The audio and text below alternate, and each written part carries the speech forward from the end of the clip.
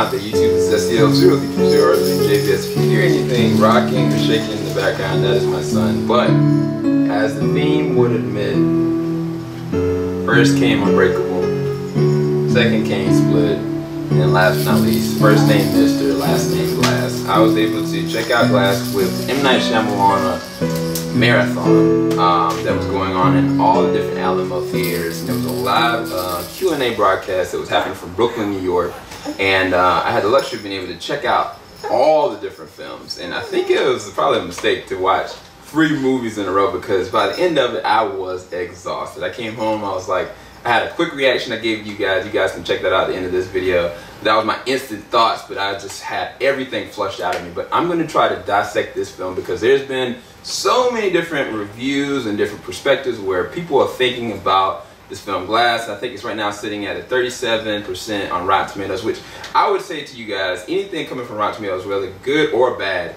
go to the movies and see it for yourself. Go and check and see if it's something worthy. Go with your friends, go with your family members. This movie right here, if you enjoyed Unbreakable, I think that you're going to find this very intriguing, very endearing, and very ambitious, especially towards the very end. If you just saw Split and you're going and recapping everything, I don't know that Glass is going to be for you. But me personally, I actually really did enjoy Glass. I think that from the whole trilogy as a whole, I can't think of any kind of conceivable way for them to really wrap this up believably and on the kind of budget they did. This is a $20 million budget, I believe. I think Unbreakable had a $60 million budget, and Split had less than 10, or maybe less than that, because a big part of it was your boy James McAvoy's amazing casting and just representation of person that's doing DID. And just in this one, he takes it even further as far as what he's able to do, because he goes through, I think, about 22 different characters, and you actually get to hear it and see it. But let's go ahead and dissect this. As far as this being a superhero film, I will say this is not that. If you were thinking that the end of this movie is going to be like this huge CGI fight and stuff going on, that is not this. Most of the fights, they are happening towards the very first half of the film, and there's an interesting fight that happens towards the end.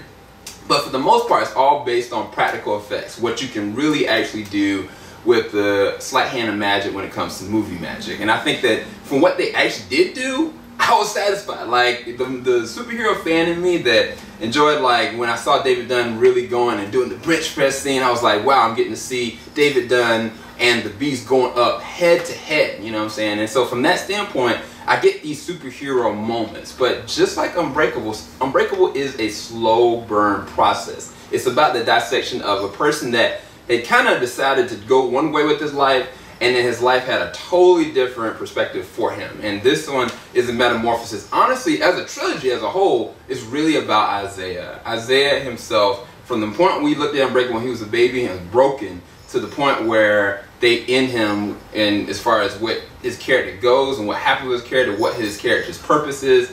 The ending of this is very incessant about, this is about Isaiah's character more than any other ones, because what his ideals and his beliefs are, that there is an ability that people can have that's outside the norm. There is something that's greater, that he isn't a mistake, and he defines himself based off of that. But this movie with Samuel Jackson, in the beginning of it, really doesn't have him doing much of anything. Like, he very much so is acting based on his expression and what's going on. I don't want to give anything away. I'm not spoiling anything for you guys. But from what they actually do with him, he does an amazing job. Like, he really does deliver, and it really feels like the same exact character, but he has been even further pushed to a different level. James McAvoy, I think that he goes to an even deeper level in this one. Like, there's some emotional moments in this one that kind of really do resonate, but you get to see the Beast a lot more. Now, I will say again, if you've only seen Split and you see this, you're not going to see a lot more of what you want. You want to kind of see him just kind of push to the ultimate level, what he's capable of doing. You get to see that, but it's more so psychologically and mentally and emotionally, what is their own purpose? Like, all these 3 different characters. David Dunn, I think Bruce Willis does a great job. I think he plays to the same exact character tropes, but there's something interesting that happens to him in the very beginning, or you find out. And it kind of like puts you in this really, man, like, what would you do in this kind of situation? Would you continue to do this or be this? And that's where David Dunn's character is up until the point he meets up with the Beast. And another thing you get to actually get is other characters that came back. You got Anna Taylor-Joy comes back as Casey. You got his son Spencer Trent Treat Clark that plays the role of Joseph. Joseph is back as an older man, and what they get to do with him is really interesting. Both of those characters really interesting dynamics. And then of course you have Isaiah's mom, which I can't remember that lady's name. I think it's Kathleen Woodard, but she comes back and reprises her role as Isaiah's mother. Now, I think personally one of the downsides about this film is not necessarily her performance. I think her performance is fine, but the latter end of the dialogue that she uses kind of comes off very cheesy and kind of unnecessary, because it's kind of re-telegraphs something that's actually already happening, something that we've already known.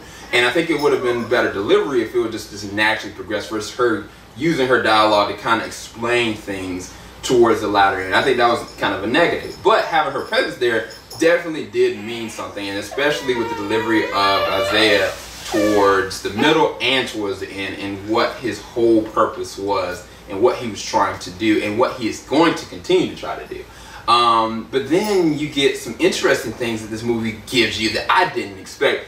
If you enjoyed the deleted scenes or like stuff that concepts that M. Night had talked about from Unbreakable and how he had planned all this out, you get to see it in this film. Like these flashbacks, I was like, when did they shoot this? What was it like?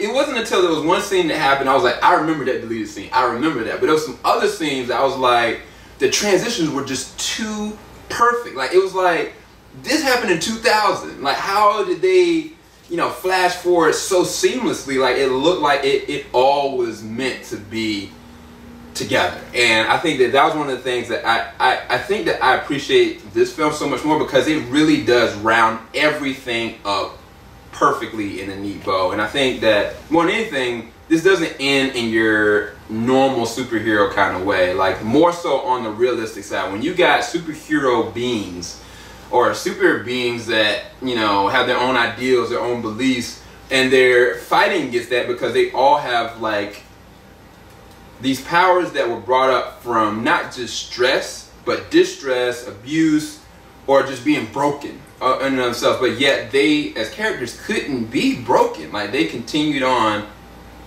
into what they're supposed to be. I'm sitting there looking at my child. He just stopped. I was like kind of nervous. But towards the end, it was kind of just like, I couldn't see this ending any other way. Like I asked anybody if they can hit me up on the DMs later on, because a lot of people have been giving flack about the ending of this. I'm like, why did they do this? Why did they do that? But realistically, how did you think this was actually going to end? Now, I will debate some certain things.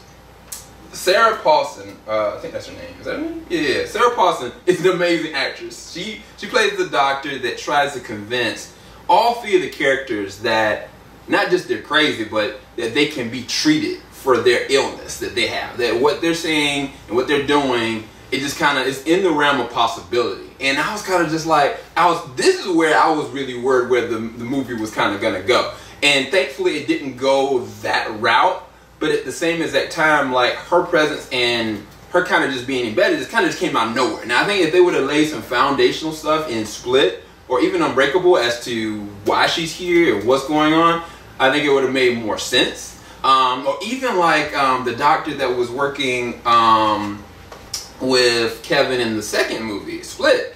I was like, okay, there was somebody that was supposed to take on Kevin in the event something happened to her. I was like, that would have made more sense. But it kind of just, she just kind of pops up. Now I think that was something that's kind of a negative, because it kind of just came out of nowhere. It's like, oh, what? Like, and another thing that I really did want to happen towards the latter end was I wanted them to explore the world bigger. And I can't explain what I mean by that without spoiling anything, but there was so much realm of expansion that they could have went into just based on the basis of what, you know, Samuel Jackson's character says towards the end, and what, you know, was really defined at the end as to why all this stuff was actually happening and how it was actually happening. I would have liked to actually seen it instead of it actually being verbally said to me. I think that would have, it would kind of be like in Gifted, like for instance. In Gifted, there was a situation where in the second season, the characters go and they break out and do something, and like all of a sudden, like you see, versus any kind of line delivery. I think that would have made a little bit more like sense in the long run. But as a whole, I think the acting for all three actors were some of their best. I think that James McAvoy easily could have been nominated for Split, but if he wasn't nominated for Split, he should at least be considered of a nomination for this movie. I think the way that this movie was structured, I think that it plays to make sure that Split and Unbreakable are connected and round out in a plausible way, versus trying to make this is a future movie, this is a spin-off of this is a spin-off of that. Like, that's what most of these superhero movies nowadays are about. That is not what Glass is about. That is what you're looking for. You're going to need to tailor your expectations, because that's not what this is. If you've seen Unbreakable, you get to really see how this all gets brought full circle. If you looked at Split, you get to see the explanation for a lot of things with Kevin. You get to see like what happened and like where his character goes and what he's capable of doing. You get to see all of that. And then if you love David Dunn in the first movie, you love the relationship with his son, that gets grown to a whole different level, which I personally was like, this makes sense. This is kind of like where Dick Grayson and Bruce Wayne thrive, so to speak, without like the extension of a superhero trade-off kind of situation. But again, I really did enjoy Glass. I thought it was something that I didn't expect, but at the same as that time, I was like, I really appreciate it. And I don't think that, I don't know how it could have ended any other way. I really don't. For better or for worse, I don't know how they could have ended this film or the trilogy out in any other kind of way. So hopefully that gives you some kind of extension as to my perspective on it. Hopefully that helps you tailor your expectations on it.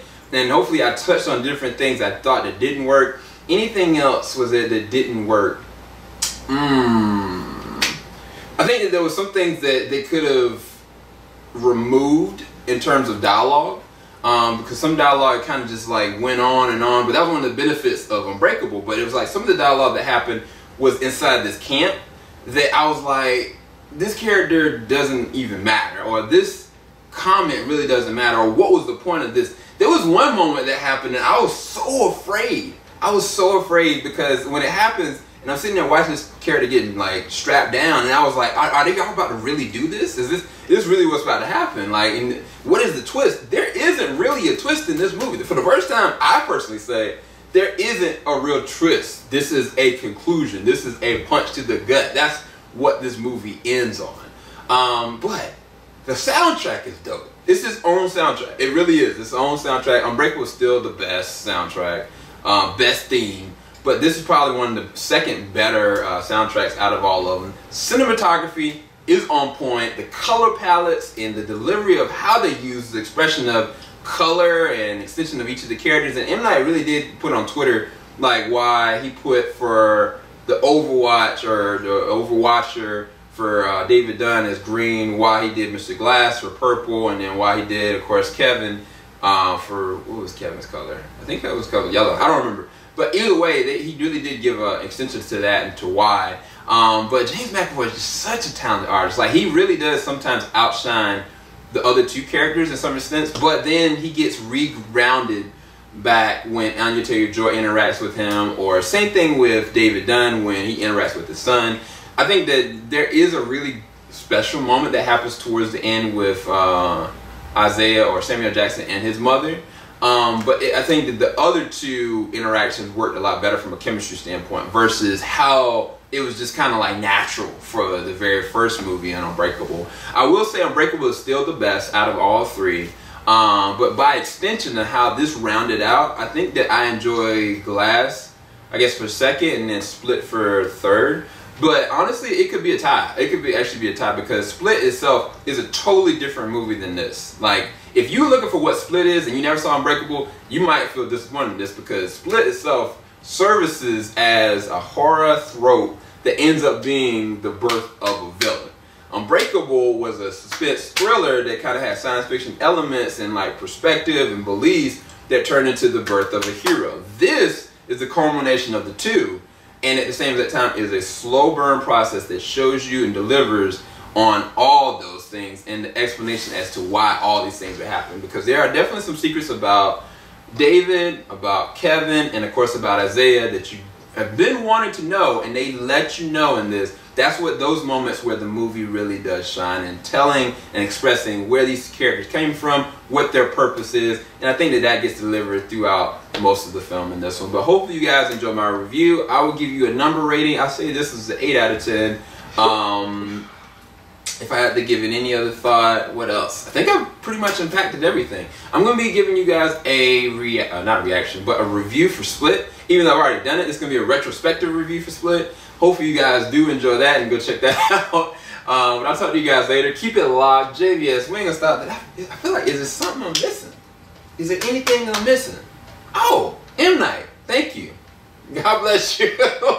Through the years, you had some movies that did not work for me personally. I say it's kind of started with The Village, but then the only reason why I didn't like certain things with The Village is because of the ending. It was just wasn't the ending that I wanted, and it changed the perspective of the whole entire film. The Happening, Lady in the Water, I didn't really care for any of those three, but when it came to Sixth Sense, when it comes to Signs, when it comes to Unbreakable, when it comes to Split, when it comes to, of course, now Glass, and then what else? I feel like there was something else I'm missing.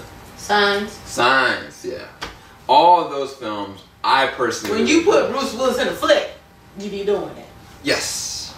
You are on point with that. So maybe the next movie bring Mel Gibson back for something. Who knows? But either way, hopefully you guys enjoy this review. Keep it locked. JVS, we ain't gonna stop. Hopefully this guy gives you some kind of perspective of which way you should lie with this. And I think you should be comfortable in knowing that I really personally enjoy Glass as a whole, and what it did for the franchise as a whole. And again, if any of you guys have any thoughts that where this ending could have gone, let me know. But remember, this is not your typical superhero film that goes and tries to make sequels on top of sequels and tries to end on a bang or try to end on a more grander scale for a CGI standpoint. Alright? Peace, guys.